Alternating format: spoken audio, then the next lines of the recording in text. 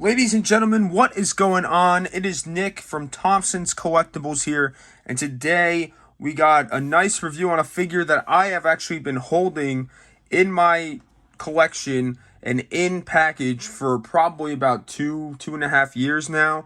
I actually had it displayed on my wall, but I figured I started this channel. I see people opening up the rares and the chases of these AEW figures, and I'm like, I'm not going to sell this thing. So I definitely want to open it, see what it's like. So that's what we're doing today. We got the rare 1 of 3,000 edition Chris Jericho AEW Jazzwares figure. It is Unrivaled Series 8. He is superstar number 70 here. There's a picture of the man right there. Le Champion, as where this was based out of. There it is. Chris Jericho, Le Champion.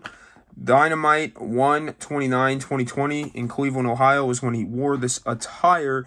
We got Jericho, Moxley, which I think I have that Moxley, Trent, Chuck Taylor, Orange Cassidy, and Chris Statlander. And I gotta say, all respect to these two, but they were placeholders and shelf warmers in my store for God knows how long. But I'm happy someone picked them up. Actually, I think Chuck Taylor might still be there. There might be one left. But I'm very happy that I came across this, and I actually didn't come across this in a Walmart.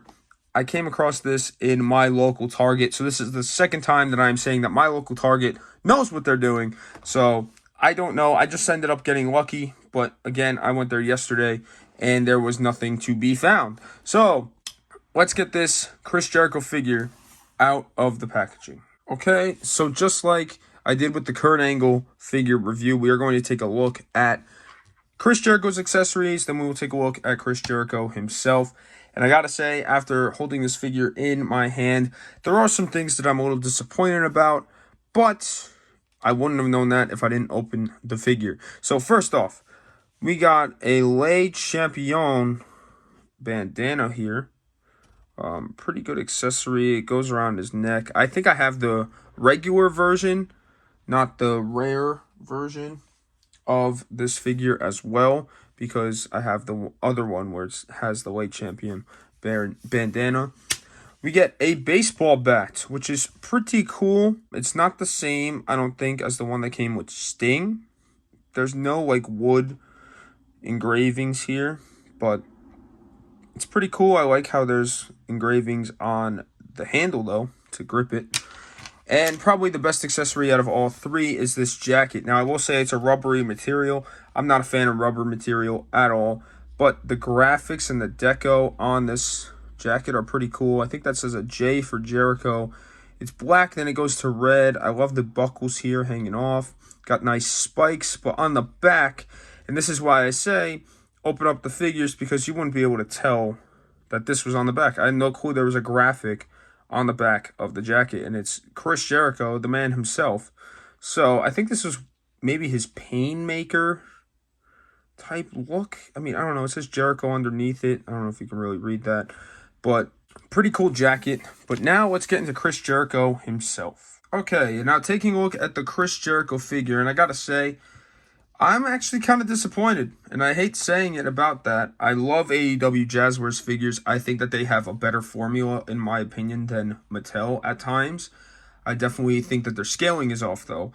But besides that, we got Chris Jericho here. Same head scan as the regular edition in this series. Honestly, I think this is probably the best head scan Jazzwares has made of Jericho.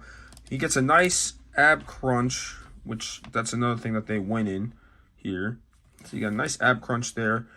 You get a nice full rotation of the arms with double jointed elbows. Double jointed elbows, and they can turn in and twist. You do the whole 9 yards. So that is pretty cool. You got the nice tattoos here. Now this was before he got his whole arm tatted, and then you got a nice tattoo here. And I believe you got the Fozzy tattoo right there. I don't know if you can see that.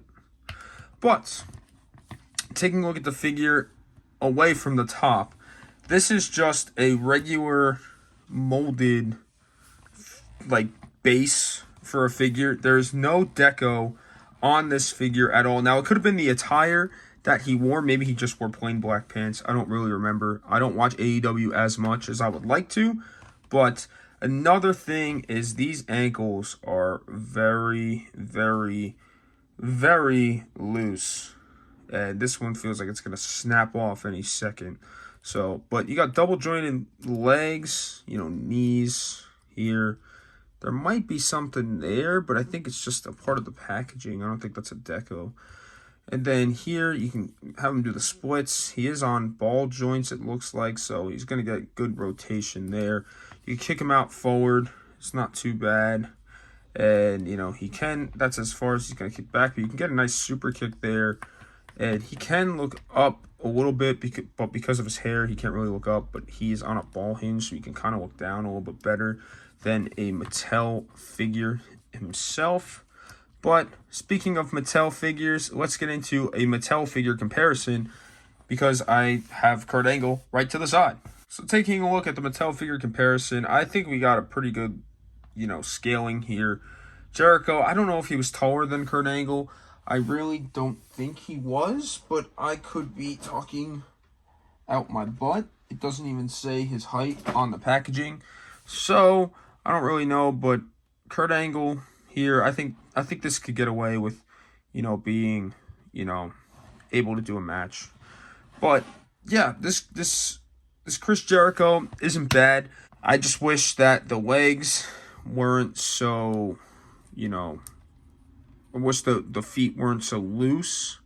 I had this problem with the Amazon exclusive Jeff Hardy actually, where his feet, his foot itself, where it like bends, like right here where the peg is, the peg was to the side, so his foot was like over here, and I couldn't move it. So that Jeff Hardy doesn't move or doesn't stand as well as it should.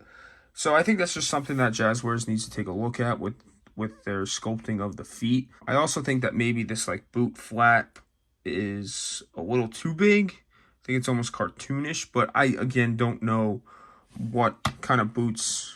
I don't see a picture of the boots on the packaging, so I can't really say anything, but it's pretty plain Jane. I definitely think that if I display this right now, it's gonna be kind of displayed.